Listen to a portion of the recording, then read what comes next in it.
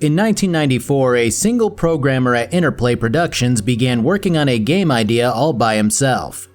This spiritual successor to 1988's Wasteland was extraordinarily ambitious for Interplay, who deemed it a risky project, and likewise allocated a minimal amount of resources to it as a B project.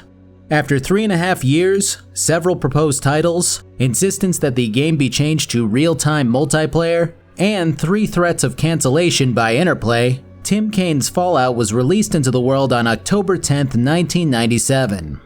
While initially praised by critics as reviving the RPG genre, the game underperformed overall in terms of sales expectations. And 10 years later, the IP was sold to Bethesda to pay off Interplay's crippling debt.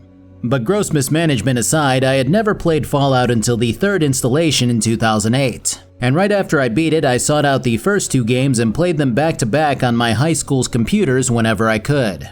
They were tense, thrilling, and gave me a sense of freedom that I rarely experienced in games at the time. And I could instantly see why Bethesda ever decided to invest as much as they have in the franchise just from how the first 2 games played, the universe that they created, and the player choice that they exuded.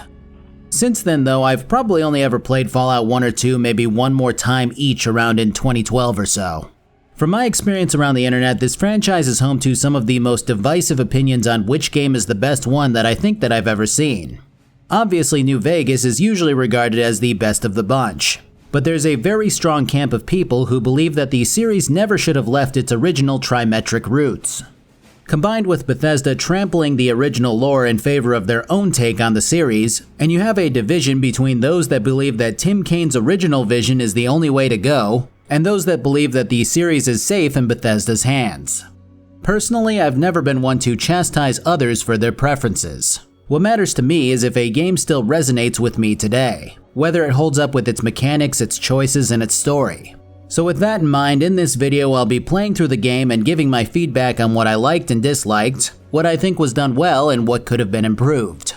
It may not be the most comprehensive video out there, but hey, I'm sure there's hundreds of videos out there breaking down every little fragment of Fallout lore in mechanical detail. Before I begin, I'll note that I've got a shirt for this video. It looks like this and will probably make sense to people who have played this game before or watched this video. That'll be available on my merch shop. I've also got an ad for NordVPN that will appear about halfway or so through this video, so try not to be too alarmed. And finally, I stream on Twitch nearly every Monday, Tuesday, and Friday if you want to watch me flounder my characters around on screen in real time. Alright, let's get into this thing. So Fallout begins as bleak can get. The intro movie depicts past real-world wars which have led into its future fictional wars. China invaded Alaska, the US annexed Canada, and the EU dissolved into territories fighting for the last remaining resources on Earth. All of it was annihilated in 2 hours of nuclear launches in 2077, before the survivors, which locked themselves away in the vaults, crawled to the surface in order to scavenge what little remained. This introduction is a really strong and instantly immersive way to begin a game. The real-world tie-ins frame the game perfectly, and I would rank it as one of the most intriguing ways to set up a game's universe. But either way, the year is now 2161. You begin as a citizen of Vault 13, which has you creating your character. As you might imagine, character creation is about par for the course as it was the building block for later entries. That said, there are some important bits to note here which we'll go over now. Looking over these special stats, I recall intelligence and agility being very important in this game, and likewise will be my primary focus here. Agility is actually much more important in the first 2 games, as it affects how many action points that you get in combat. Since the game's combat is exclusively turn-based, it serves a much higher purpose than it does in Bethesda's real-time combat take on the series. Intelligence, on the other hand, is funny in that if you have too few points in it, your character instead grunts at people instead of speaking properly. Having high intelligence, on the other hand, allows you to bypass a lot of the game's challenges and affects quite a bit of the dialogue. Speaking of dialogue, charisma is bullshit, as it usually tends to be. Which is unfortunate because I enjoy the potential that charisma has to affect dialogue and allow you to talk your way out of situations that you might otherwise have to fight through. However, the most that it tends to affect in this game is the merchant prices, which is nice, but not as nice as pretty much every other skill. It is worth noting that in Fallout 2, charisma becomes quite a bit more useful, so at least there's that. Beyond this, everything else is right around of average importance to me. Strength lets me carry more shit, perception lets me shoot further out with more accuracy, endurance is my HP, and luck is good for crit chance and less random enemy encounters. Obviously those are very basic summaries, but that's how I'm going to be treating them in my build. One thing that isn't as obvious is the way that certain stats are treated when you're sinking points into them. Basically the system here mirrors D&D's system of only giving you an extra modifier point every other level. So putting 7 points into agility in terms of AP alone at least is the same as putting 6. Except there is a point where you can increase these stats by 1 throughout the game, so it might be worth keeping them odd momentarily. A lot of this is covered a little more by the player manual, which really went the extra mile as many manuals did back in the 90s. As much as I love flipping through old handbooks for extra info, the practice really hasn't held up as well nowadays when you expect all of the information to be on screen. It's not really a huge gripe, but I know that not everyone wants to read through pages of source material before playing their video games. And in this case, a lot of the descriptions of these special skills here only paint half the picture on their own. Let's talk traits next. Traits are something that I sorely missed in Bethesda-developed Fallout games. Basically, they're optional trade-offs which net you a bad thing for a good thing. Stuff like gaining more strength at the expense of action points, or causing all characters in the game to suffer from critical misses more often, or gaining more crit chance in exchange for doing less normal damage. I won't go through all of them, but there's some really fun things to mess with when it comes to creating a new character, and it adds a pretty cool layer of replayability to the game. When I initially played, I believe I ran Bloody Mess and Small Frame. I usually always take Bloody Mess, but I also think that seeing everything explode constantly was more fun when I hadn't been exposed to these games. So this time I'm taking Small Frame and Gifted, which gives me 1 point in every special stat in exchange for losing 10% in every skill and gaining 5 less points per level. This means that my special stats are completely rearranged, and has caused my build to go from looking like a pretty average high intelligence build to an above average machine in nearly every skill. I'm starting to wonder if the Gifted trait is broken. Speaking of skills, the last piece of our puzzle is just that. We've got 18 skills, and I would say that about 30 to 40% of them are super useful to me for my build. Beyond my build though, most of the combat skills are actually pretty viable throughout the game. Big guns don't really make an appearance from my recollection until late game, so investing heavily now isn't ideal. Throwing is, a skill that exists for some reason. I'd imagine that someone has had to have come up with a build revolving around throwing, but I also imagine that recovering your thrown weapons has to be about as annoying as it has been in nearly literally every other game that involves throwing weapons. Beyond combat skills, we've got a few things that stand out from the skills that I've seen in 3 and New Vegas. First of all, medicine from those games have been split into First Aid and Doctor in this game, and I can see why they eventually just merged these two into medicine, as First Aid does the bulk of the healing, while Doctor focuses on healing crippled limbs specifically. From a gameplay perspective, Doctor's one of those skills where you should probably invest into it eventually, but you don't really want to. I mean, I never wound up doing it through my playthrough and I wound up just fine. But from a flavor perspective, having to take the effort to set and mend your broken limbs is pretty immersive, more so than sticking a stim pack into your leg in later installations. Sneaking and stealing are another 2 skills which got merged later. I've never had the patience to steal from every person that I come across, so it's not really a skill for me. But I do get the idea of rolling a thief character which pickpockets people's foreskins without them noticing and the like. Traps, on the other hand, is an interesting one because I don't agree with its removal in later games. Basically, from Fallout 3 onward, every character can just disarm every trap that they see with no issue. Now, the only reason that I have any knowledge of how to disarm any sort of tripwire trap has come from video games. And even then, I'd probably fuck it up. And yet, Howdy Doody wanders out from Vault 101 and just presses the off button on a proximity mine and pockets it. In Fallout 1, you have to invest in the Traps perk to both spot and disarm traps, which I think adds a lot to the game. That said, I also don't remember dying from any traps, and they often tend to be more of an inconvenience, so I do get why the trap skill was removed, but I still think that it has a place in the series. At any rate, everything else in the game is par for the course beyond gambling and outdoorsmen, which do pretty much exactly what you'd expect them to do. I never bothered with gambling because I don't remember ever really hurting for caps and needing them to continue on. I guess I get its existence, but I also agree with it being scrapped in later entries. Outdoorsman, on the other hand, really only translated as well as it did in Fallout 1 and 2, though it did have a spiritual successor in New Vegas. Basically, there are random encounters in Fallout 1 and 2, which happen as you travel from location to location, and Outdoorsman affects those encounters in various ways. Though, to be fair, in Fallout 1 this skill is relatively useless when you have higher luck. Basically, it mitigates your losses from bad luck encounters. But if you have 8+ luck, you'll literally never run into the most difficult random encounters in the game.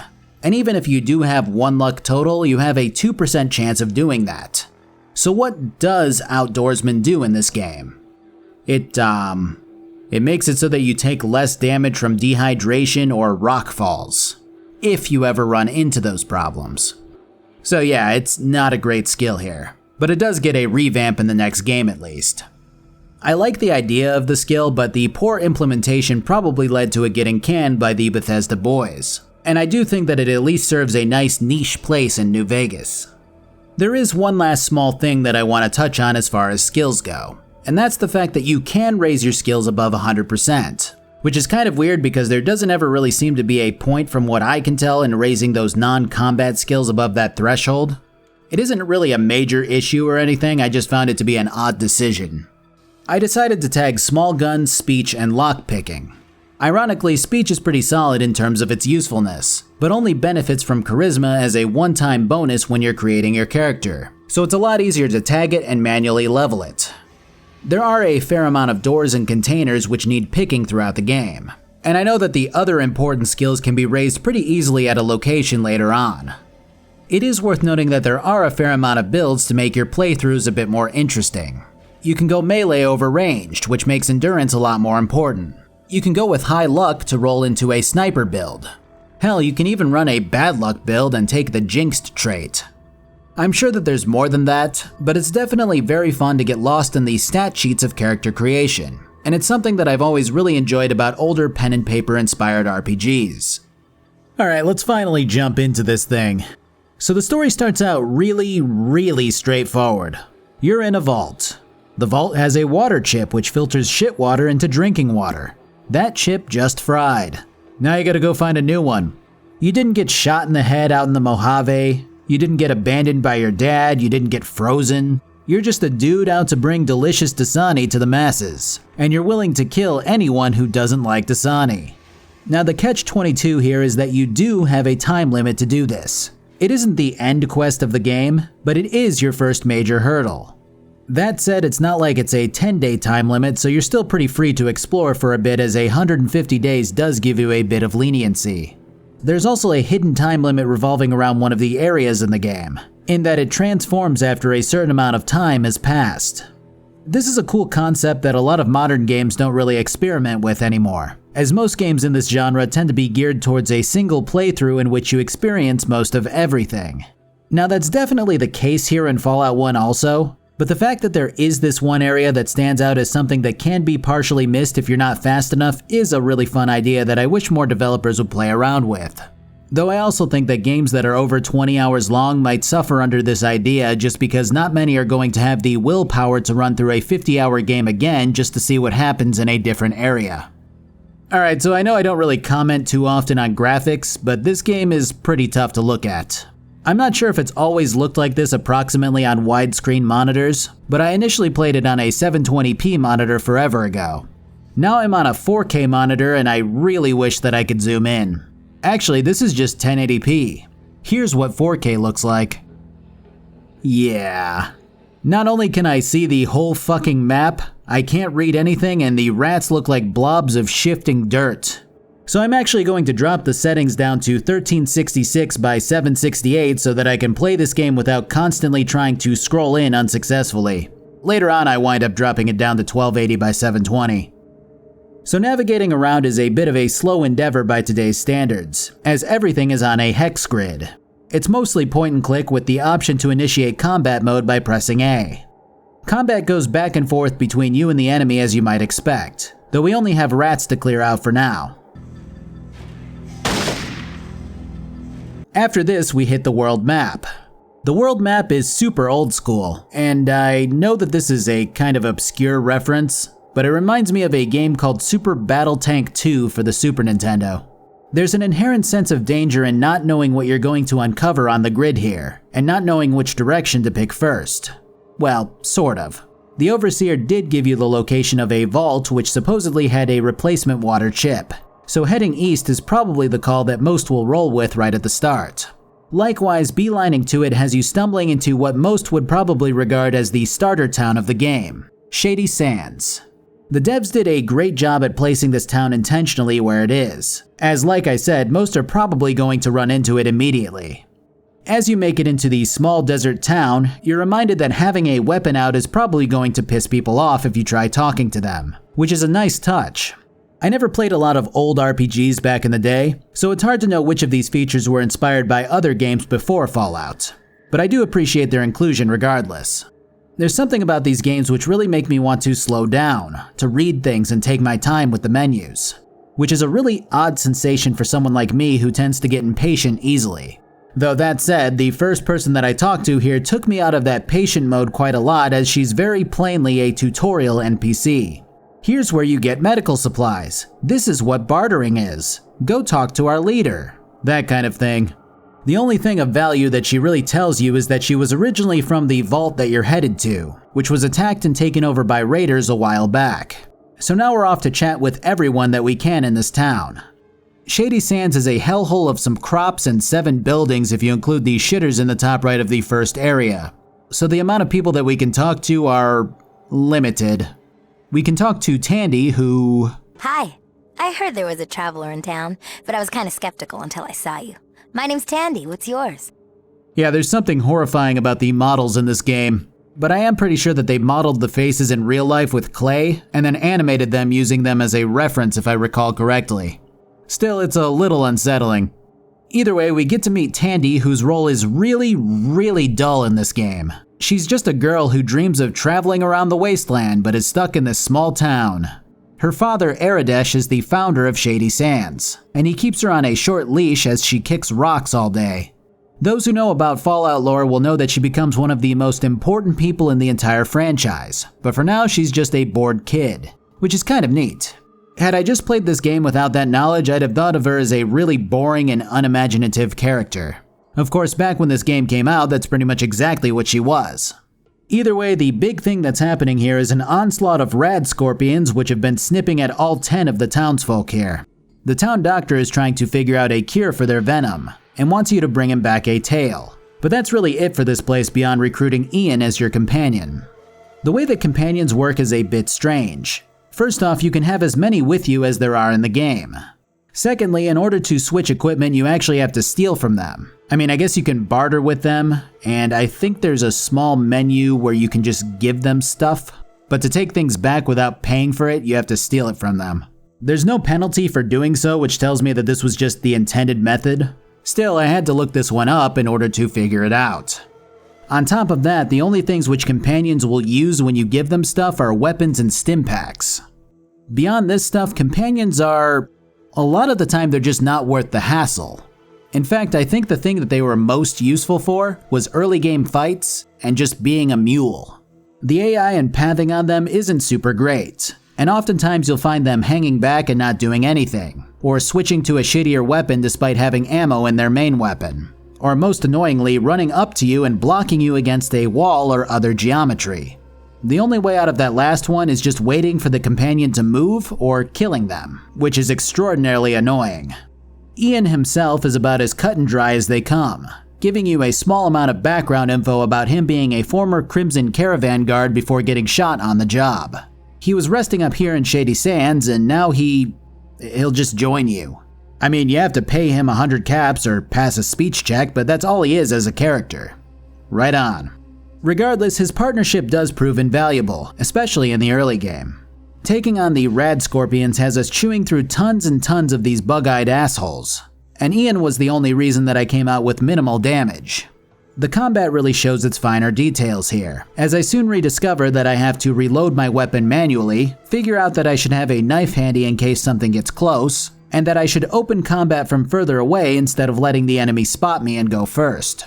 These finite details really helped me to succeed with much less trouble than if I had just tried to Rambo my way through the cave. A lot of the battles in this game wind up having funny little stories of their own though, as the chances for something unexpected to happen always lingers in the background. One such example occurs at the end of this cave with 4 scorpions piled up in the corner. As always, I choose to engage the closest one and hope that the rest don't notice us.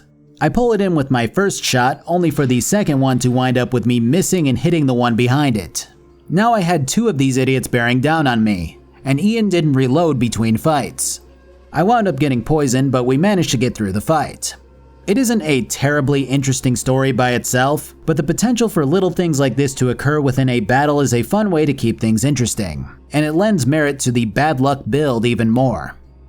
Alright, now that we've cleared out the cave and created anti-venom, it's time to head towards Vault 15 for our water chip.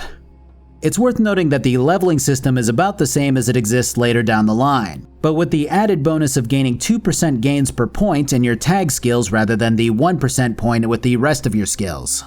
It's a great way to really get your build chugging along, and it feels a lot better to sink all of your points into one skill initially to get it from 20 to 56 rather than from 20 to 38. Additionally, you gain a perk every 3 levels all the way up to the level cap of 21. These perks further enhance your character, and are important in terms of strengthening and solidifying your build, which is interesting because Fallout 4 took them and completely built their entire leveling system around them. I guess that should probably show you how important they are in general, but they feel even more important in these first 2 games in particular. On my way to the vault, I hit my first random encounter in the game, which were these cows.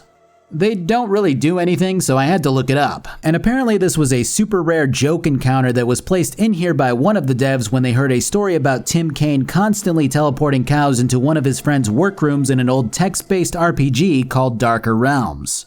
Just a little fun fact for you. Well, Vault 15 is basically Baby's first adventure, which is kind of funny since the rad scorpions that we smoked before this were much stronger enemies. Instead, you're fighting through rats, mole rats, and pig rats. I wish pig rats made a comeback in Bethesda Fallouts. Still, it's just a lot of rat fighting, descending down a few levels, and finding out that there's no water chip in this godforsaken area. If I'm gonna be honest, it went on for way too long and was woefully boring. There's no scraps of vault lore lying around, no power to reboot or computer terminal to be read. Just a slow descent down into this really dark and muddy looking area made worse by the fact that I got no water chip, and Ian ran up to park his plump ass right in front of my only way out.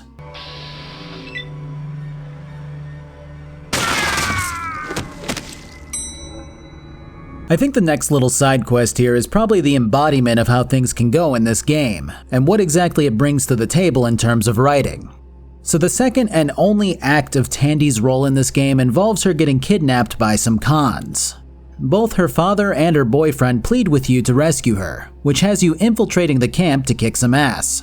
Now normally this would go pretty much exactly as you would expect, but there's a chance that if you have 9+ luck for all of the cons to recognize you as the leader's father, who the leader killed to attain his position. This is what happened to me, and amusingly enough, the cons flee at the sight of you as you walk past them to their leader. The leader then asks why you're back after he killed you, and you can demand that he turn Tandy over to you, which he obliges. Then you just walk out. This is the kind of interesting thing that can happen in this game in terms of which possibilities are written. On the other hand, however, you return Tandy back to her town. She's stoked about being manhandled around the raider camp, and her father's very grateful. But her boyfriend who pleaded with you to please go and rescue her doesn't say a word about her. He just goes, "Oh yeah, thanks for killing the rad scorpions." So that's kind of what's going on with this game writing-wise. The possibilities are super amusing and fun to experience, but a lot of the writing is just kind of serviceable, and doesn't really start to pick up until later in the game and in the sequel. At any rate, let's head to Junktown. So Junktown is a town that's... it's made of junk. Yeah, I'm sorry if I ruined the game for you with that. The big thing happening here involves the mayor named Killian Darkwater trying to deal with a casino mogul named Gizmo. Those are both very strong names in their own ways. Now there is a karma system in this game, which is called Reputation, and it's much more of a blueprint for later games than anything else, as the effects are negligent.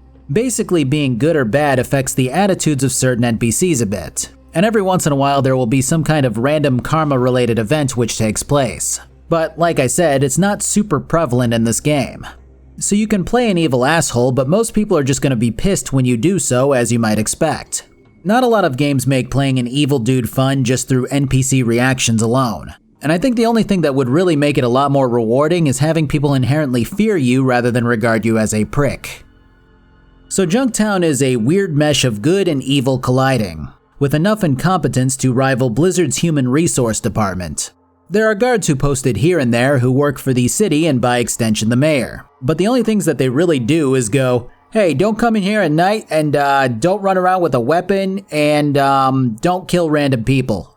When you ask the guys up front why they haven't put an end to Gizmo's illegal activity, they're like, well, we know he's doing something bad, but we just don't have proof yet.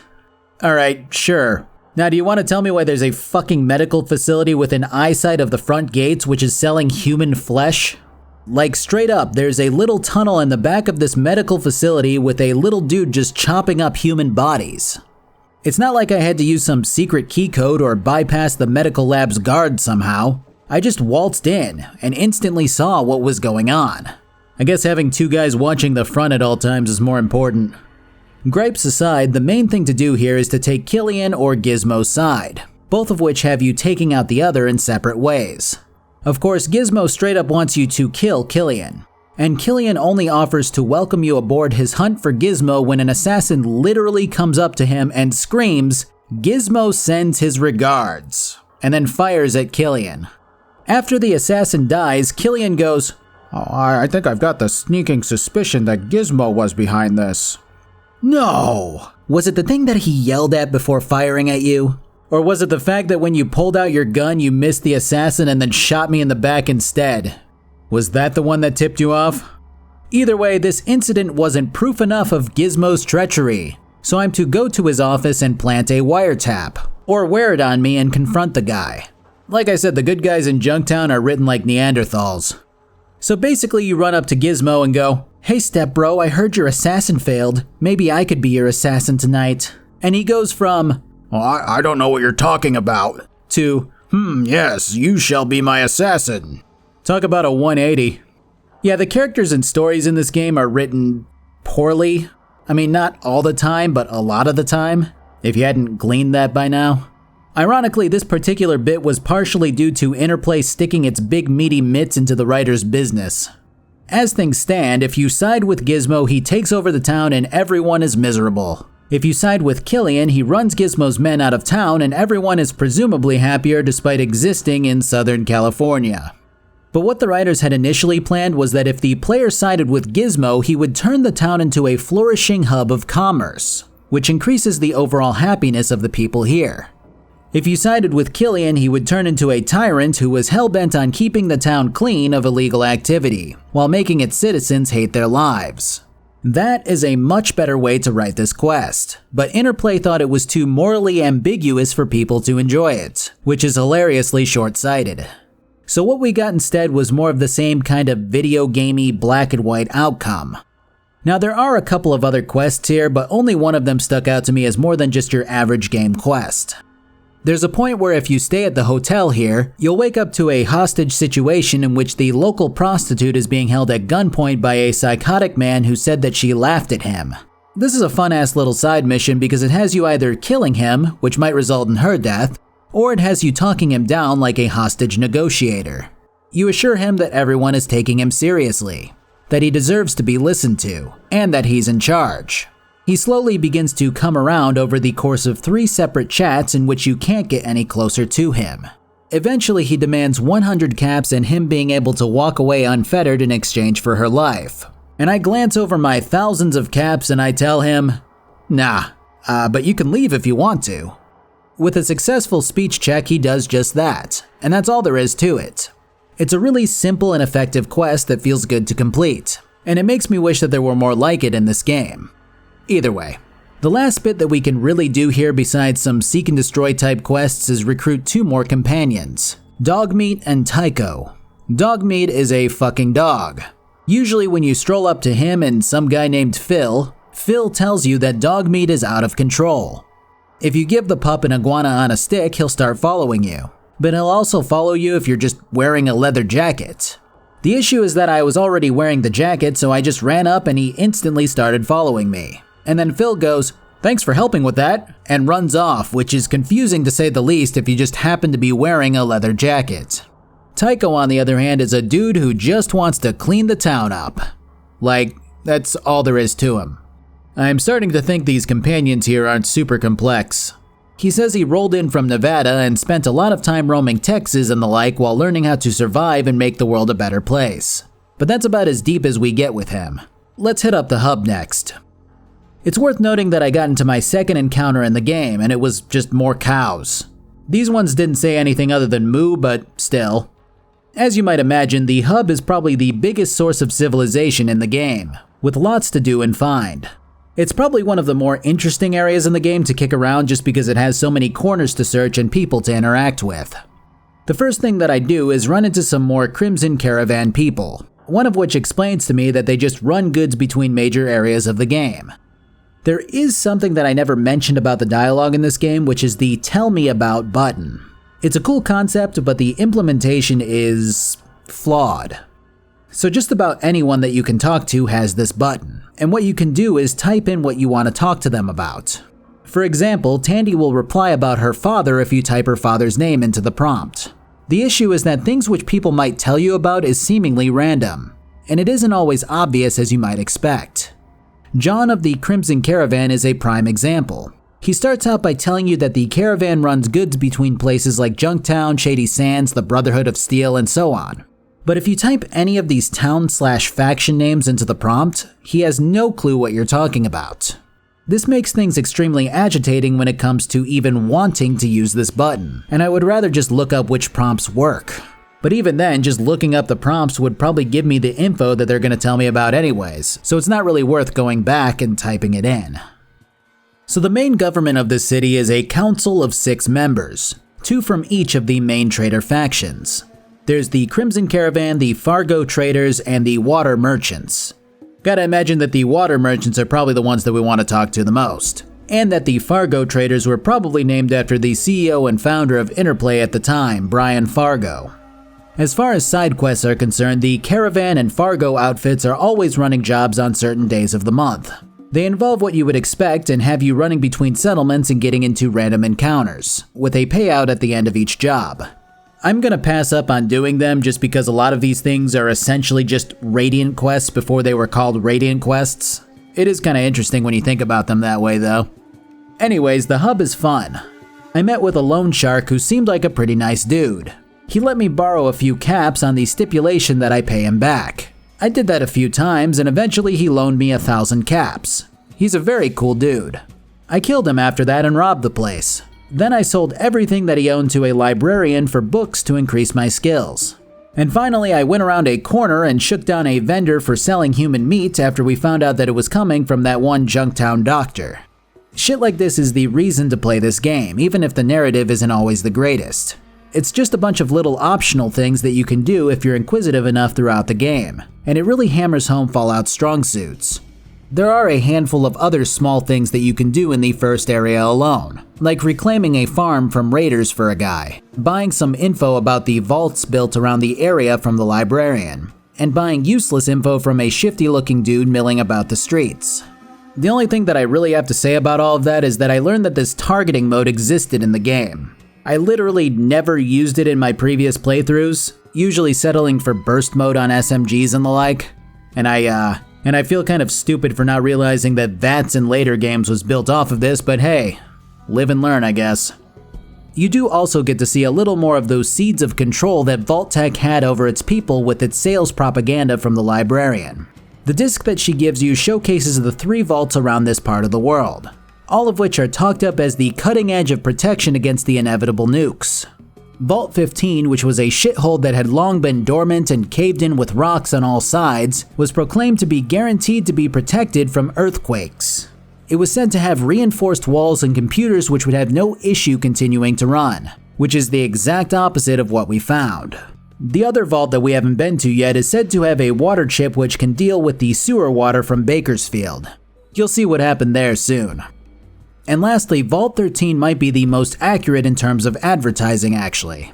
It was said to be able to cycle water for at least 250,000 hours, which converts to right around 28.5 years of cycling at 24 hours a day. If you think about the water being cycled for roughly a third of every day, the chip would be slated to go bad right around the time that it did in the game. I guess Vault-Tec actually got that one right. The main crime boss here is leaps and bounds ahead of Gizmo, as he rules over the underground of the hub with an iron fist. The guy seems to have a ton of protection in case things get ugly, as his lair is swarming with armed men and can only be accessed by speaking with his right-hand man. So of course he brings in a completely unknown quantity in the form of the player, and asks them to perform a hit on a wealthy merchant in the rich part of town. Yeah, sure, that seems like something that you would ask of someone who has literally never proven themselves to you at all. Of course, Decker later claims that this was just a test, but this info alone has the potential to cause the police to come down hard on the guy. So yeah, I don't know about that one. Heading over to the rich part of the map has us running up to this high tower guy and going, "Hey dude, you're in danger! Decker paid me to kill you and I'm here to warn you that he's out for your blood!" And the guy starts shouting for his guards. Well, so much for that option. The amount of conclusions for specific quests in this game really wind up hurting the smaller quests which have less options overall. I mean, the only other thing that I could have done here to save Highwater is go straight to the police, which is kinda silly. Next up, Decker wants me to kill a priestess for 5,000 caps, which I do with minimal issue. Again, the priestess is a really flippant individual, and it makes me have close to no qualms about just killing her. As much as I normally play the game as a good guy, I really haven't been able to immerse myself fully with a lot of the bare bones writing that this game flings at you. So I've just been kind of this chaotic force of cap collecting more than choosing explicitly good or evil. Case in point, after collecting all of my earnings from the assassinations, I go to the police and help them kill Decker and his crew. This is easily the hardest fight that I've come across so far, resulting in me dying for the first 7 or so times before finally succeeding. Which was a relief, but was also kind of a mixed fight overall. Decker's right-hand man is a hand-to-hand specialist, one that's capable of using 3 stim packs back-to-back and then punching me for 33 damage, which really makes me want to roll a hand-to-hand martial artist at some point. Either way, this fight is basically just against his right-hand man more so than anyone else, as he comes through like a fucking whirlwind of fists, and it almost feels unfair at times.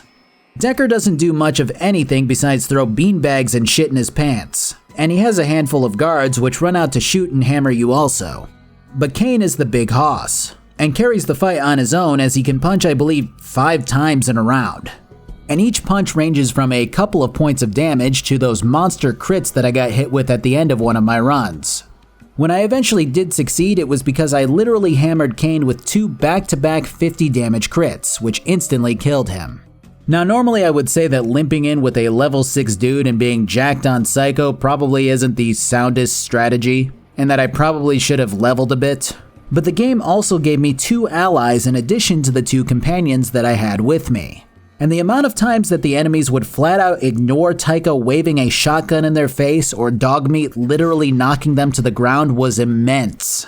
This would have been a fairer fight had the enemies focused on the closest threat, and I likely would have paid with my underleveling by having one of my allies die off instead. But what happens is that the bots feel like they're metagaming, as they all run past or shoot past every single person between them to gun me down instead. It doesn't feel like an epic shootout, it feels like the game knows how to win and is taking measures to do so with impunity. The last bits of the hub has us running through Old Town and visiting the water merchants. Old Town is pretty basic. It has a few standout NPCs which sell you weapons and meds to help you deal with radiation, in addition to Old Harold down in the corner. I'll touch on him a bit more in a few just because it'll make more sense then. The most interesting thing here is that there's a fucking thieves guild called the Circle of Thieves, which is just so weird to see in a game like this. I mean, it's not that far-fetched. I guess it's just odd to see it in a non-medieval magic fantasy game.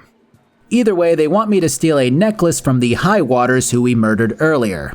The funny thing is that one of the members makes it clear that the Highwaters need to remain alive, so I run back to their empty-ass house and snag the necklace before sprinting back. And everyone's like, "Hooray, you're a thief now!"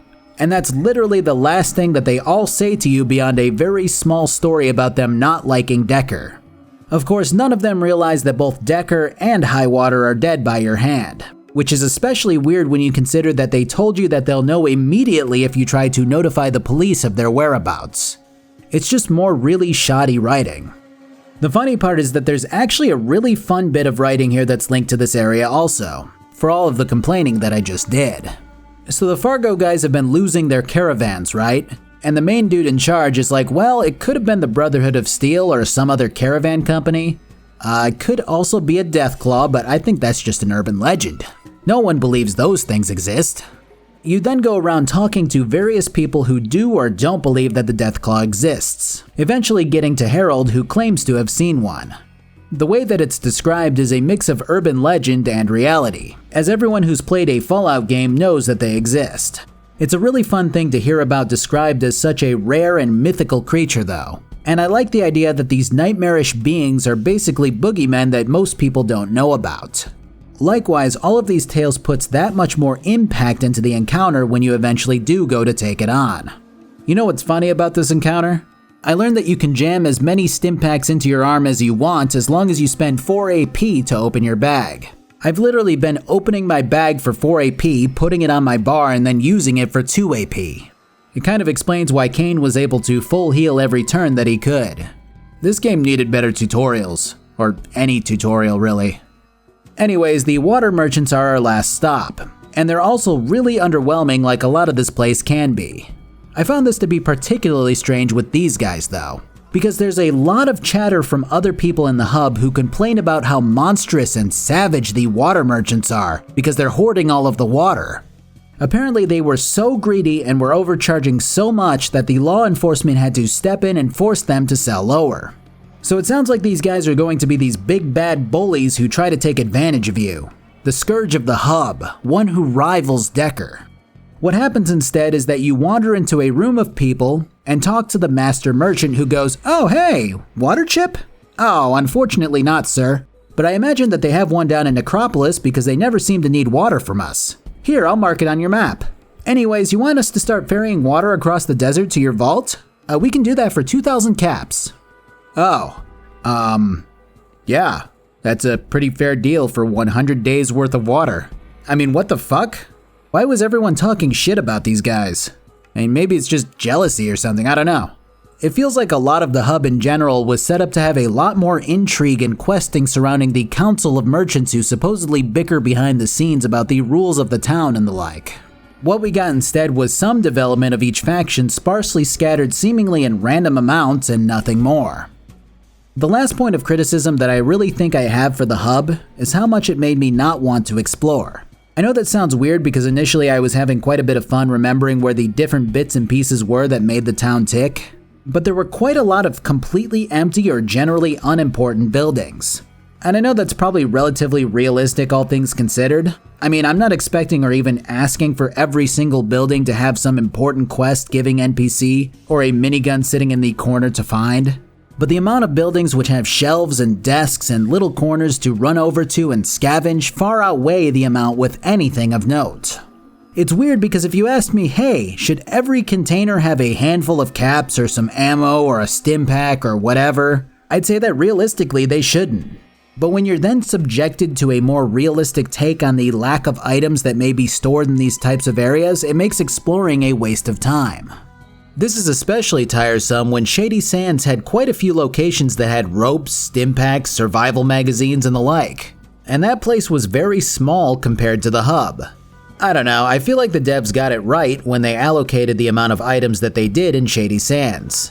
And then they failed to follow up that same intrigue in the hub. It's kind of ironic because in Bethesda published Fallouts, there's just heaps and heaps of junk all over the place. And in Fallout 4, they at least came up with something to do with that stuff. But it always felt a bit excessive.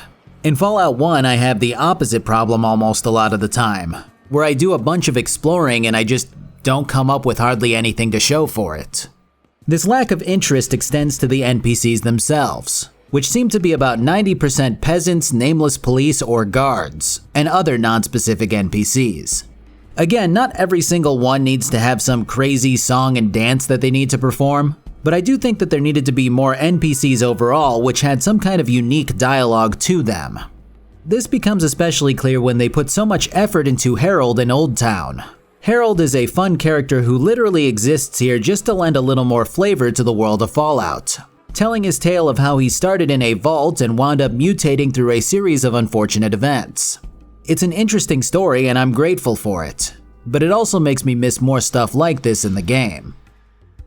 Alright, before we move on to the next bit, let's talk about my sponsor for this video, NordVPN. So I've talked about my experience with needing VPNs quite a few times now. Being in Germany has restricted the hell out of my Netflix viewing experience, and has made it hard to keep up with my sports teams despite them losing all the time anyways. But Nord has always been really good at allowing me to get around potential roadblocks, especially when I can switch to a less populated server to get around VPN detection. But honestly, I would say I've been using a VPN for about 4 years now, even when I was still in the US. There's really something to be said about having the ability to switch regions at any given time to help skirt website or country restrictions. And Nord brings a staggering amount of utility to the table over its competitors with over 5,200 servers in 60 countries on every major platform. For those of you worried about security, Nord's got you covered with diskless servers which store no data on site, the potential to double up on encryption by routing through 2 VPN servers, and the fan favorite according to me and me alone, the automatic kill switch. If any of this sounds like something you can make use of, feel free to head over to nordvpn.com/salt and grab a 2-year plan plus 1 additional month for a huge discount. It's risk-free with Nord's 30-day money-back guarantee. So feel free to try it out if you're interested. Thanks, guys. Alright, onward to Necropolis. As the name suggests, this place is crawling with ghouls. They're not overwhelmingly hostile unless you get pretty close, and even then they usually let you walk by without attacking. Eventually you do meet some coherent ghouls, who explain that their water pump recently broke, and that they're now using the water chip found in the local vault to survive. Your options here are either helping the ghouls by fixing their water pump or to forcibly take their chip from them, which we'll get to in a moment. First we have to meet the leader of the ghouls, Set. Set is another abrasive and oddly written NPC, as seems to be par for the course for about 65% of this game. He starts by coming down hard on you for even being there, making an allusion at you being dinner for the ghouls. But then he goes, "Alright, so I'm Set. And we've got some big problems with the water. Super mutants. Clear them out and win a prize." Well, that was a hard turn from "Hey fuckface, what are you doing here?" to "Please help us." But either way, I'm actually not going to kill off the super mutants here. You see, the devs had more plans for super mutants and ghouls than just, "Oh, here's some zombies and big ass monsters to fight," which I actually enjoy a lot more than fighting every single fucker on this map. Basically, the super mutants don't give a shit about you or the ghouls. They're just here on orders from their master, which we'll get into in a bit. So likewise, only one of them really cares about you, and that guy is really stupid and struggles to figure out if you're human or not. He tells you that he's on orders to bring any humans to his boss, but you can just tell him you're a robot. And then you can just walk past Harry, Barry, Larry, Gary, and Sally to access the water pump. Pop down to the vault, walk past all of the glowing ghouls, and grab the water chip. Now, of course, you could fight your way through all of this if you really wanted the XP, or if you were just playing a character that was like that, but as things stand, you can also just walk past everything. In fact, I was almost certain that the glowing ghouls were going to be hostile, so I picked off the first 2. And then I just figured out that they didn't attack if you walked past them. I mean, they do actually attack if you take the water chip without repairing their water pump, so there's also that. Either way, it's a bunch of shit that happens within like 5 minutes. And likewise is anticlimactic in its own way. Still, the potential is revealed here by having ghouls and super mutants not outright attack you on sight, and it's something that's only really capitalized on a little bit in later Fallouts. Yes, there are ghoul societies and even ghouls which hang out around humans, and I do think that Bethesda did fine with them. But the super mutants are nearly always hostile save for a handful in both Fallout 3 and 4. It's funny because you see them start out in Fallout 1 as these kind of confused creatures following their master around. And then in Fallout 2, some splinter off into raider groups, some become NCR soldiers or establish communities and coexist with humans. Then Fallout 3 comes along and you watch Bethesda go, "Oh, yeah, these guys are just big, mindless, fucking idiot monsters, except for these two. These ones are special." And then New Vegas tries to save the fate of the super mutants by showing some of them building a community in the Mojave to try to save their nightkin from schizophrenia, which is generally a great side story. And then Fallout 4 comes along and goes, "Yeah, the Institute made them too, and most of them are just hostile assholes." Now before you go to fire up that keyboard, yes, I am aware that there are multiple strains of FEV, and that the government was working on super soldiers on the East Coast and all that stuff. I know that this was all just justified by creating new and separate groups of super mutants and that these aren't all the same group. What I'm driving at here is that there is very clearly a difference in how super mutants in general were treated from game to game, and the potential that they had. I really like the idea of super mutants being just another human type of entity. Good or bad, raider who tears people limb from limb, or worker in some town or another just going about their life and living with people. I think there are a lot of natural monster enemy types to work with. I don't like that my first instinct when I see a super mutant in a Bethesda-developed Fallout game is to go, shit, what weapon am I using? Either way, let's get back to the game. There's one last thing that I really want to say about Necropolis, which is that it's the area that I mentioned earlier that will eventually be transformed if you aren't fast enough.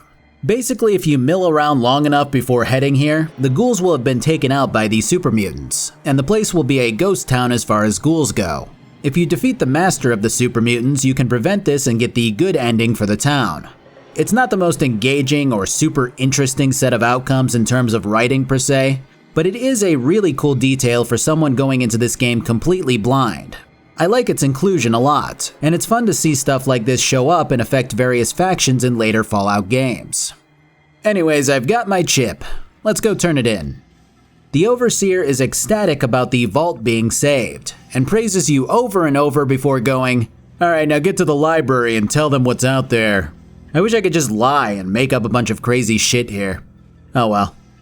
I do recall there being more to do in the vault, but I believe this was just some basic stuff about people wanting to leave the vault and someone else stealing water.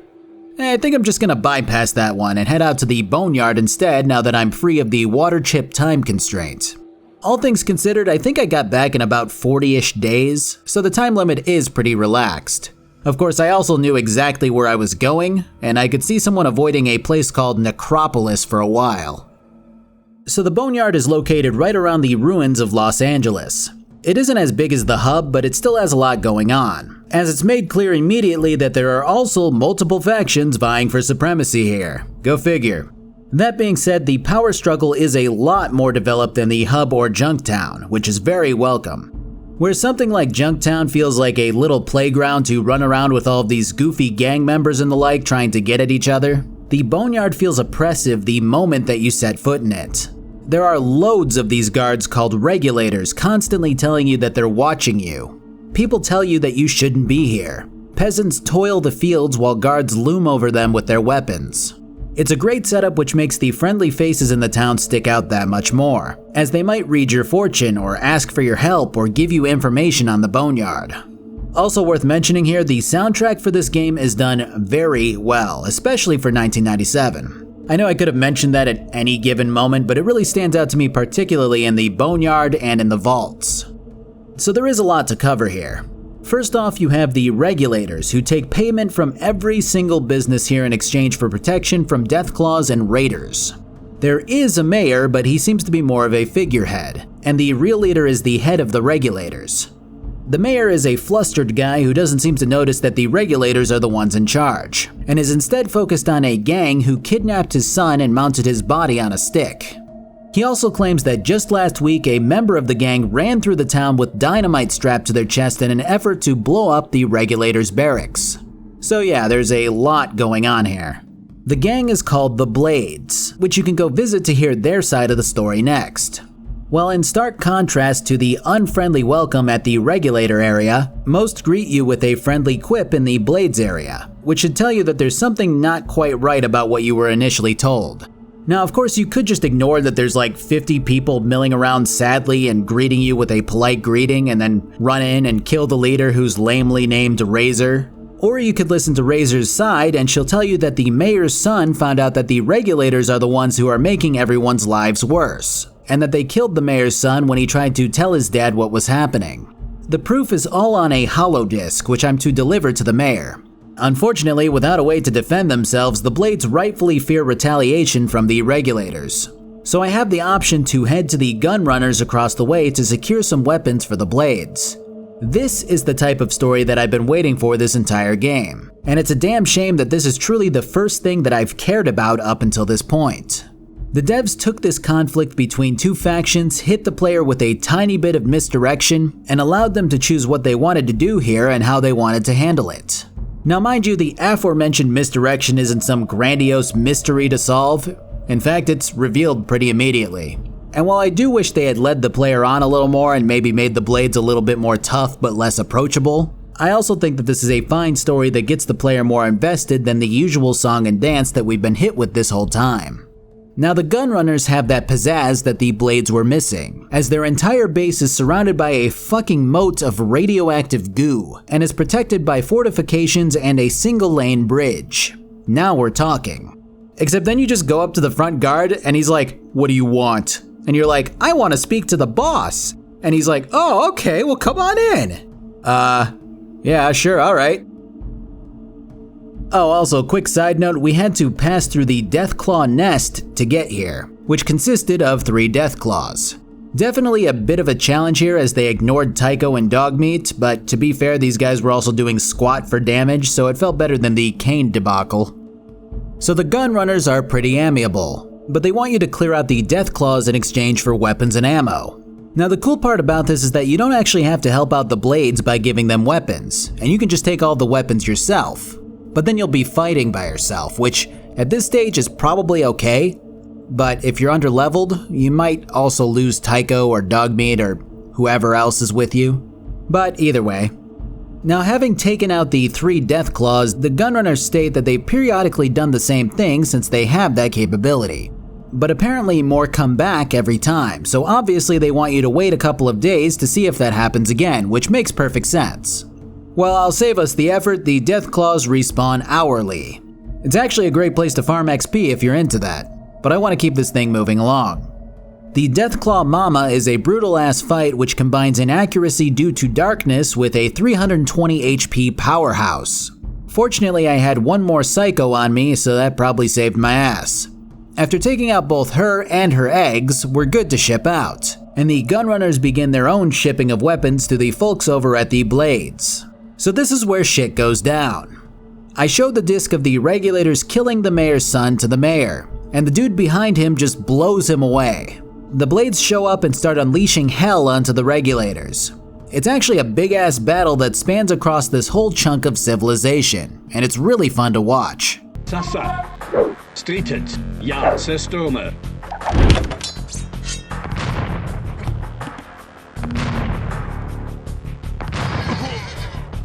Getty.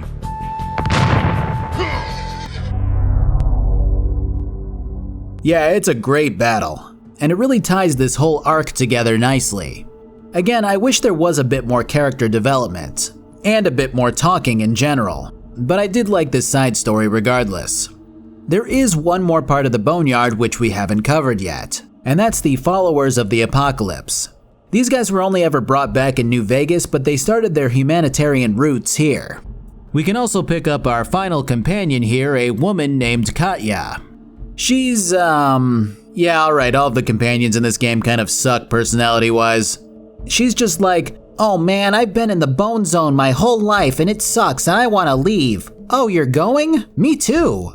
I don't know. I know she's got info on various locations and she's a scavenger and all of that shit, but I just can't be asked to pretend to care. Anyways, the main thing that the followers are going on about here is that there's another peaceful humanitarian organization called the Children of the Cathedral nearby who are suspected of doing something shady. There's no proof of it yet beyond sightings of some Nightkin super mutants sneaking around the back of the cathedral, but it's enough to set the followers on a warpath. As long as you lead that warpath, of course. That's in another area though that we'll hit later. First, let's head to the Brotherhood of Steel at last. That iconic music kicks in right as you make it to the outskirts of this fenced-off bunker area, where 2 paladins stand guard. Now it is worth noting that if you pick your way into the base, everyone regards you as an initiate despite you not earning that title. But I'll do it the old-fashioned way to see how these guys come off when compared to later entries. So there's a nameless guard and a guy named Cabot, who's probably the most unsettling NPC that we've talked to just due to the way that he's animated. Hello and welcome to the Brotherhood of Steel. May I ask your business here? Well, he's polite though, at least, and also very timid. He seems shocked that anybody would even ask to join, but he is excited about it. He runs off to ask his elder, who then claims that we have to go to a highly radioactive area of the map called the Glow, grab something to prove that I was there, and then run back. Also, Cabot refuses to answer any questions that you might have about the Brotherhood, nervously stating that he's not allowed to. Interesting disposition for a guard to have, but alright. As we walk away, the nameless guard calls out to Cabot, shocked that anyone unproven would be sent to the Glow. Now, oftentimes when locations like this are talked up as being really dangerous, a little thought goes off in the back of my head. The thought that says, this isn't gonna be shit. I'm a badass who can handle pretty much anything.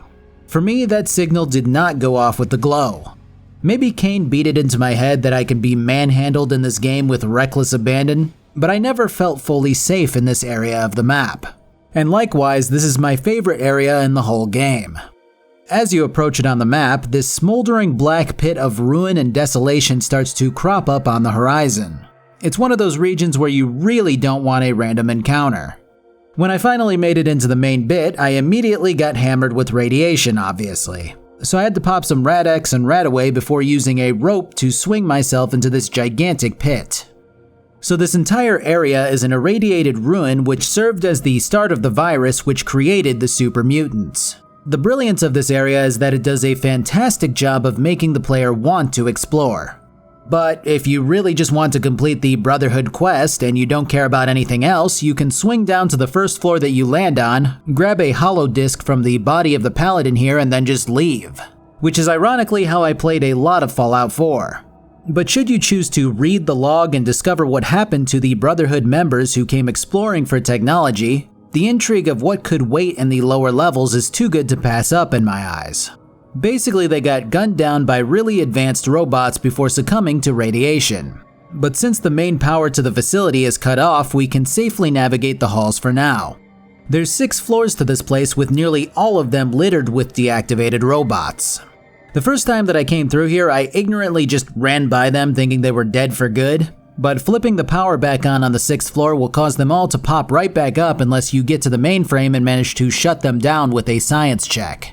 And there is a lot of them, so I took the time to blow them up while they were still shut down this time around. Like I said, the main stuff we figure out here is about the FEV, the history of its testing, the extent of its research, the way that it works. The basic outline is that the US was scared of China continuing to attack its soldiers with chemical warfare. So to combat this, they wanted something which would alter the immune system of their soldiers so that they could shirk off the negative effects from any bioweapon. They tasked the research facility here with getting that done, and they commenced the testing on flatworms to mice all the way up to dogs and chimpanzees, with some animals in between obviously. All of them saw an increase in size, but only some animals saw an increase in dexterity, brain functionality, immunity to disease and radiation, and so on. The main issue is that the bigger animals were starting to become much more aggressive, most notably in the chimps. Because of this, the research lab warned that the virus was not ready for human testing. Well, listening to science has never stopped the US before, so the government took the research and modified it further before basically creating the super mutants. The most important thing to note here though is while they won't die of natural causes, the virus does sterilize them because it identifies the split DNA of the reproductive gametes as damaged cells, and thus repairs them accordingly. That'll be important later. The best part about all of this is that it can be missed. It's entirely optional, but you're still pointed in that direction by the Brotherhood. And it's not like the Brotherhood quest was anything revolutionary. It was a standard fetch quest that could have ended right at the entrance of the Glow. So creating an intriguing enough story here to make the player want to continue to explore is pretty impressive to me, and reminds me of the vaults in later entries. It's a really well done area that stuck with me as one of the best moments in the game, even if all of this technology-laden area might not look like anything special on the surface. Alright, let's go become an initiate into the Brotherhood the correct way. So the Brotherhood isn't super fleshed out as much as it becomes later on, as a lot of their philosophy equates to being obsessed with collecting Pokemon cards, except these Pokemon cards can destroy whole civilizations. Technology is the name of the game for the Brotherhood, and their fanaticism about hoarding it so that only they have it has made waves across the rest of California as people generally regard the faction as nut jobs. As such, their rigidity on a lot of seemingly innocuous routine can be pretty grating. Everything has to be reported and cleared. Weapons, armor, and ammo have to be checked out and accounted for. Wandering into someone's bedroom by accident can get you into hot water. Whole entire areas are cut off from you as an initiate. But these guys are running quite a tight ship at least, and I can understand a bit why that is, as it's probably the reason why they're as successful as they are so far. In terms of what I can do at the moment, my options are more expansive than you might think. You can sit in on a sparring lesson, which nets you an increase in melee weapons and hand-to-hand combat. You can ask for more advanced weaponry, which has you checking in on a scribe who was sent to the hub and hasn't returned yet. You can undergo surgery, which increases everything except for your luck and charisma by +1. Each surgery costs a certain amount of caps and passes time by a week to multiple weeks at a time, which is a nice touch.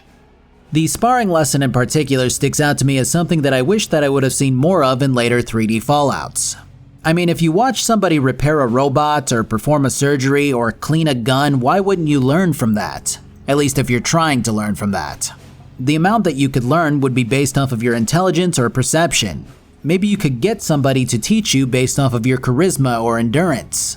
I feel like that's a missed opportunity there in later games, which this game presented first. On the third level of this place is the library, which has records of the Brotherhood including a holodisc on the faction's history.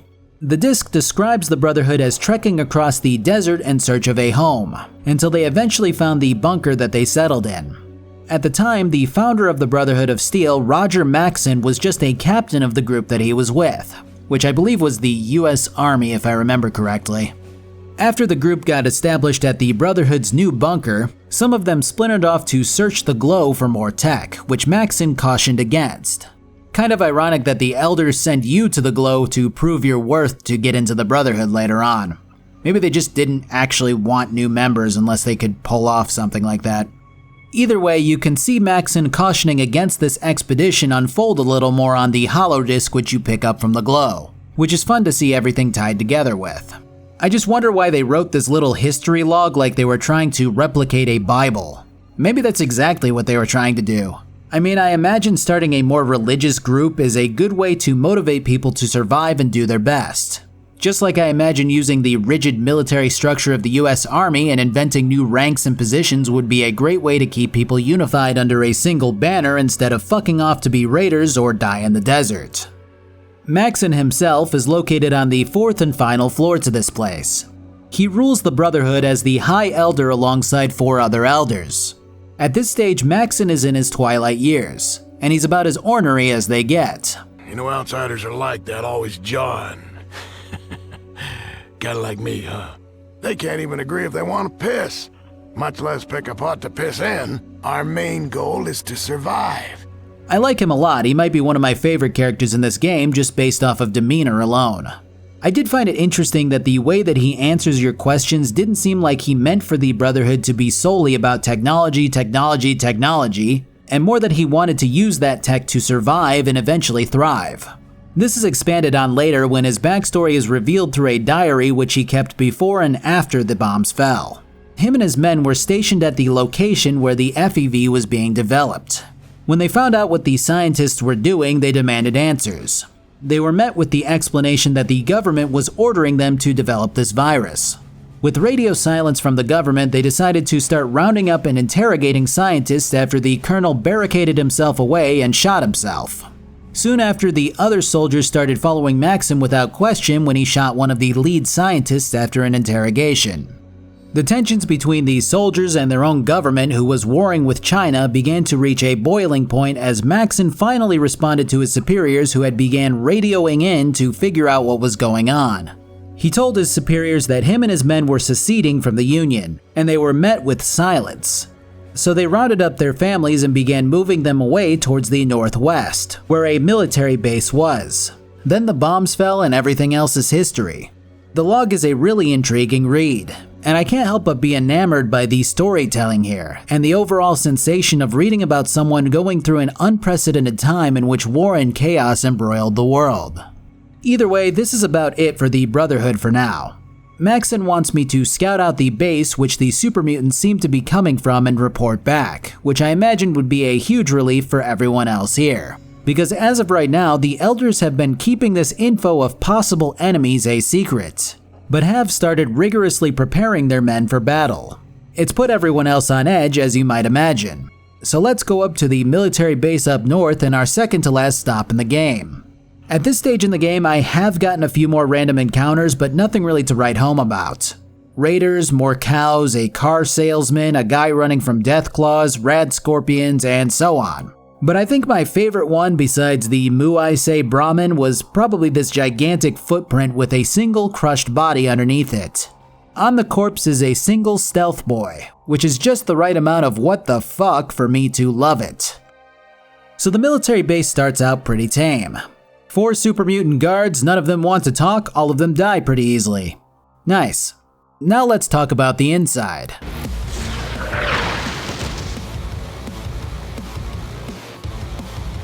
Why did these guys have rocket launchers inside like it's fucking Halo? I'm honestly surprised everyone made it through the— oh wait. Shit. Oh well. I only care about Tycho because he's carrying like 1,000 pounds of equipment. So this is the hard way of approaching this. You fight down 4 levels of super mutants, and it's generally hell. The easier way is by putting your weapon away and talking to the guards outside. I really like this particular option because it ties in something that I've been doing in every other civilized area in the game, but I've never really felt the effect of keeping my weapon holstered resonate more until now. So I'm gonna reload and do just that because Dogmeat is an extra target for enemies. I mean, because I love him and have grown attached to him. Whatever one makes me seem more likable to you. So the guards take me directly to the lieutenant of this base, who answers directly to the master of the super mutants. He's well versed and explains that the super mutants need humans who are untainted by the radiation of the wastes, as the FEV mutates when it comes in contact with radiation. This means that injecting humans directly with the FEV makes for shittier and dumber super mutants if the humans have been exposed to open air more or less. This is backed up later when you find the audio logs of the Master's transformation process, in which he actually describes being one of Harold and Oldtown's traveling companions before things went awry. It's a fascinating read as this monster who used to be known as Richard Gray explains the process that he went through before determining that he had become the epitome of what all mankind can be, and continued to modify his body and experiment to try to unify the world's species into one single entity. Weird point of order here though, the lieutenant claims that the player is an example of a prime human due to having come from a vault. But the player has definitely been living out in the wasteland for several months now. So either the effects of radiation on the FEV take a while to take root, or that's an oversight on the super mutant army's end. The point is that the humans inside vaults are the perfect specimens for becoming super mutants, which the lieutenant and his master believe to be the ultimate form in human evolution. Now here's the problem with all of this. So as mentioned before, super mutants are sterile. They are biologically immortal, at least as far as the OG Fallouts in New Vegas goes, but they can obviously still die due to injury. This means that there are a very finite amount of super mutants that can ever be created, and that stagnation means that there's only so far that these species can go. Not to get ahead of ourselves and jump to the end of the game, but this is quite literally the kink in the Master's plan, which we'll be able to exploit later. Now it would be one thing if this was info that we didn't find out until later after we meet the lieutenant, but as things stand, we do know this. And yet we can't say to the lieutenant, hey, there's only so far this plan's gonna get you. It just seems kind of strange that we can't use the same logic on the Master's right-hand man. And I imagine that this is either an oversight or intentional, as this logic loop is one of the things that stands out about this game the most. So maybe they wanted to save that surprise particularly for the end. But still, you would think you would be able to apply the same logic to the right-hand man. Either way, your options are as follows. We can go the easy way, the medium way, or the dead way.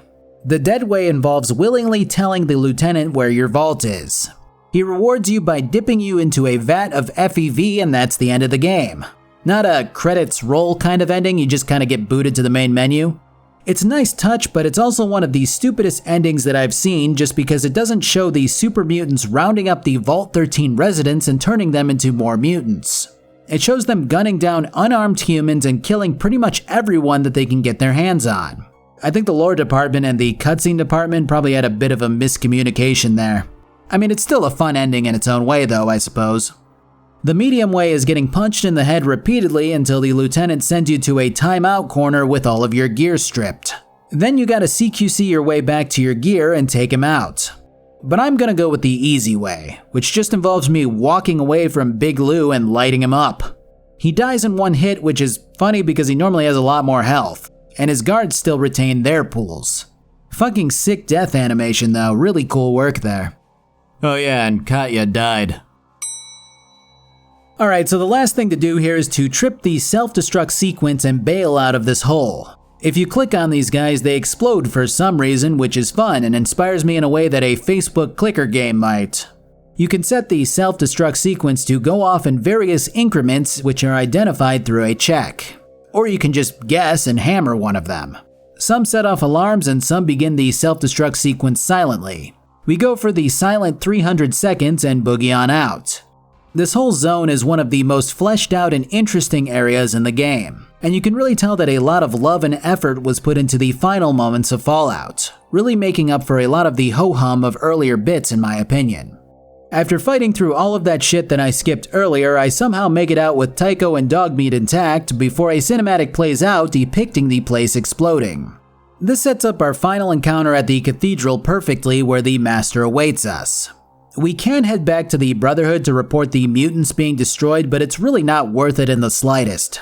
Because as cool as it was to discover the background of how the Brotherhood of Steel started, and the events which led up to Maxon getting to the position that he's gotten in life, the end stage of the Brotherhood really falters here at the finish line.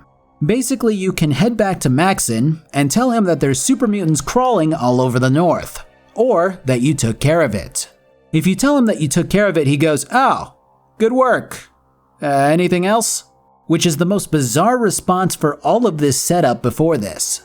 You have Maxon, who's more or less described as absolutely paranoid about a threat to the north, but the other elders won't listen to him. He's got his men preparing for a battle against an enemy that he's unsure even exists. And you come back and you go, "Hey, you were right, but I took care of it." And he goes, "Ah, sick bro, nice one." No promotion, no reward, no commendations.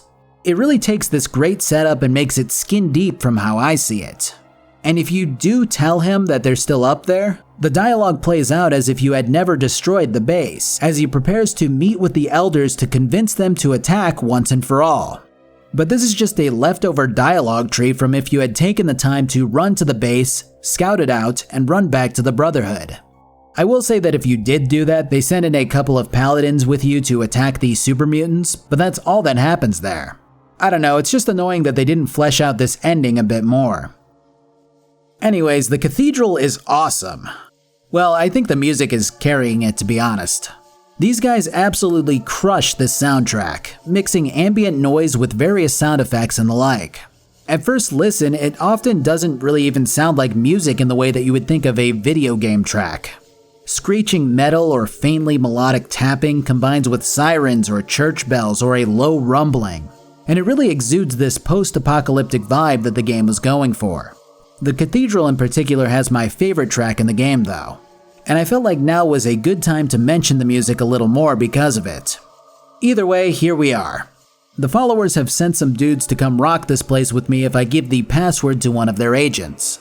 As you might imagine, that would lead to a fight all the way through the Cathedral. But I'm gonna try a more elastic approach here. So I robe up and begin talking to people. This place is basically a gigantic cult filled with 4 types of people. Crazed worshippers who believe in the Master's propaganda. Sly leaders who know about but don't care about the Master's plans. People just using this place as an excuse to survive or just to shoot other people. And super mutants. Now we have quite a few options here, including the guns blazing option, which we can do with the followers and my companions. But infiltration into the lower levels towards where the master resides is impossible without some robes and a lack of any others. So to do that, I need to part ways with Tycho and Dogmeat. I can definitely talk to both of them and definitely tell them to head home, I assure you. There's definitely a peaceful option to get rid of both. So now we head through these caves, which are packed with these disgusting amalgamations of flesh. You know, I kind of wonder why they never reintroduced floaters into newer Fallouts, or this version of centaurs. I know there was some cut content kicking around in the New Vegas and Fallout 4 files, so maybe it was just a time constraint thing.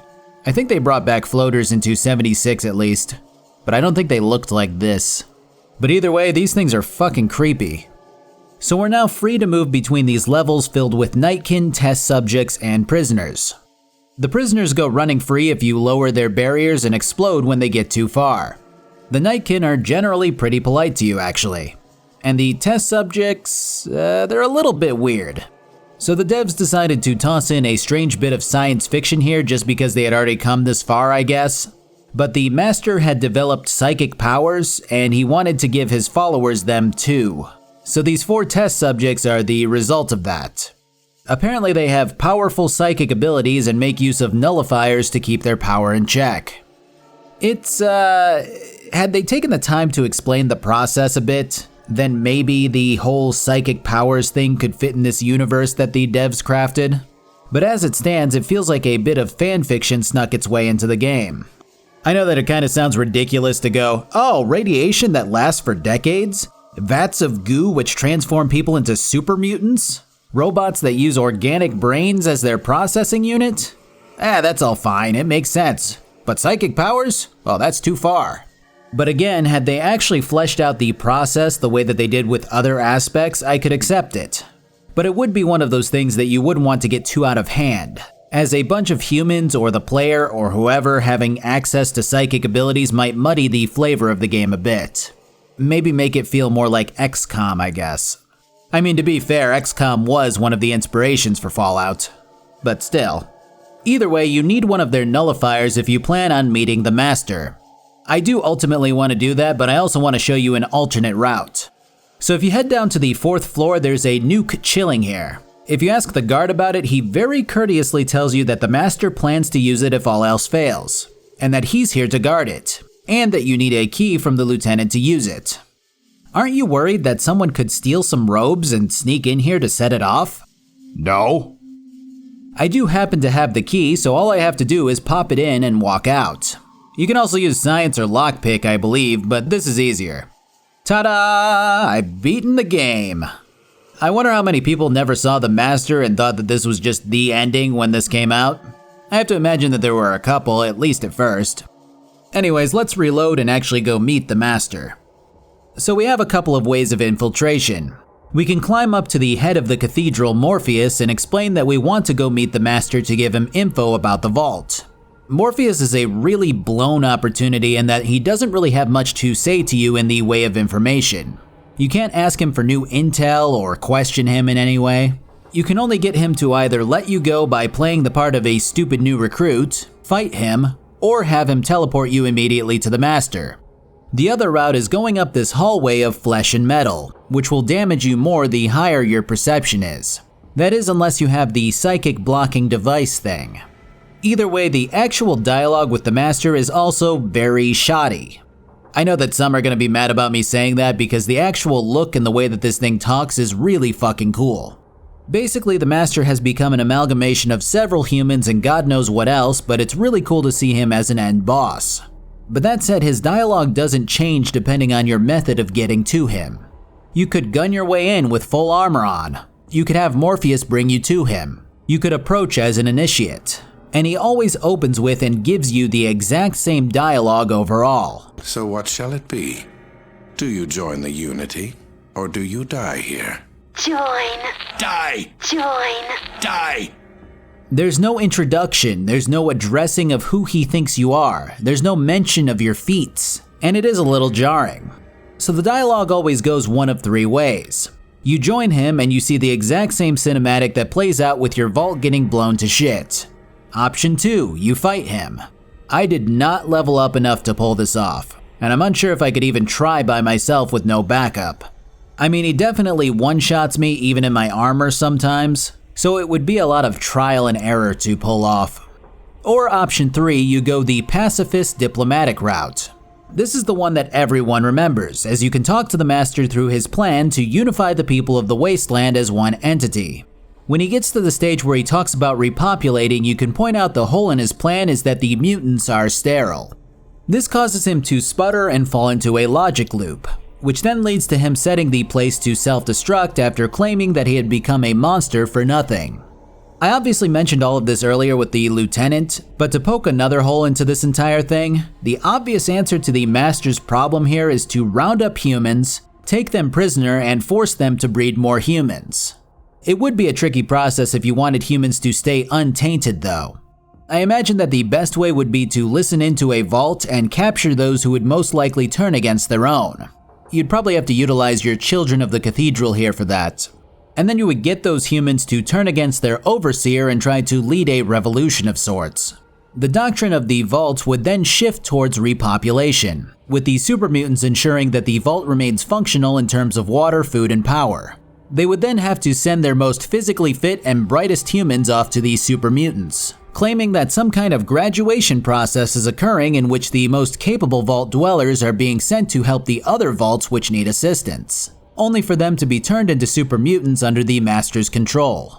I mean, maybe it's not really an obvious answer after all, but it should be, damn it. At any rate, the Master begins his self-destruct and I haul ass out of there. I grab Tycho, who's still milling around and can't find dog meat for some unknown reason. Then we both run past everyone and the Cathedral explodes exactly like it did when I set off the nuke. The end screens come up with various outcomes depending on what I did throughout the game, as the series has been known to do from here on out. When all is said and done, my guy goes back to the Overseer, who thanks him for his work but explains that my guy has to be banned from the vault. He explains to me that if everyone looks up to me, they'll all want to leave, and that his job as Overseer is to look out for his people. If your guy had bad karma throughout the game, he'll shoot the Overseer automatically. I didn't really have that, but I can just do this instead. I'm sorry. You're a hero, and you have to leave.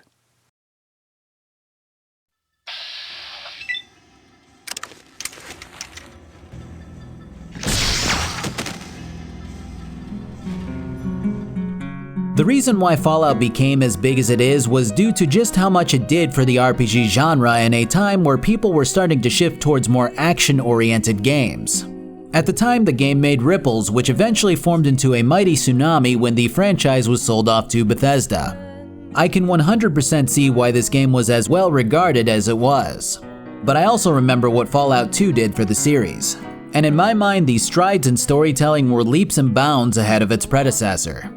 When I initially began this script, a lot of the two games were merged in my mind, since I played both of them nearly back to back. But after looking at and evaluating this game by itself, I can definitely say that it has a lot of issues in terms of how it told its story. Much of the start is very tame, and very surface level in terms of characters and writing. It's not until the late game when the story starts to pick up, and these really cool ideas are brought to the forefront. For me, the best parts had to be the way that the Brotherhood of Steel was conveyed, and the story of their formation. The Glow, the Brotherhood base, the Boneyard, and the military base were all really well done to different degrees, even if the endgame for the Brotherhood specifically was kind of lackluster. But the rest of the game, while it did have its moments, tended to be more about exploration and sating curiosity as far as its strongest suits went.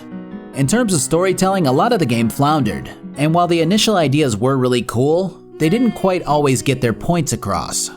Wrapping up storylines and quests tended to end with a very flat and video gamey sort of sensation being pressed onto me. This extended to a large portion of the hub, Junktown, Shady Sands, Vault 15, and even parts of the endgame like meeting with the Master. So was Fallout as good as I remember? No, but it wasn't a bad game by any means. It was a fledgling story that really found its roots in the second game in my opinion. It brought to the table so many different good starts for the franchise and elements of storytelling and design that Bethesda took and extrapolated on in their own way. I know that not everyone is going to agree with this, but I would love to see Bethesda, or I guess Microsoft, extend the license to another company just to see them make another Fallout in this very traditional grid-based RPG style again. I know that the strides made here are really an experience that everyone should try at one point or another, even if it isn't always the most polished gem. Either way, I am glad that I finally got to the roots of a series that I really love for a video like this. And I'm looking forward to tapping into Fallout 2 when I can. Thanks for watching. Hopefully everyone can appreciate a not 4-hour long video after that last one, because I definitely needed a lot shorter one after that behemoth. I'm leaning towards the Outer Worlds next, so stay tuned for that if that's what I decide on. Until then, I've got some shirts over at my merch shop. Head on over if you like clothing that has cool shit on it. I've also got a Twitch where I stream nearly every Monday, Tuesday, and Friday. I've got a Twitter where I tweet shit, go figure. I've got a Discord where people hang out and say things that range from 1 intelligence all the way up to like 6, maybe. Sometimes someone strides in with mentats, that shit's wild. And I've got a Patreon. And that's it. Have a good one.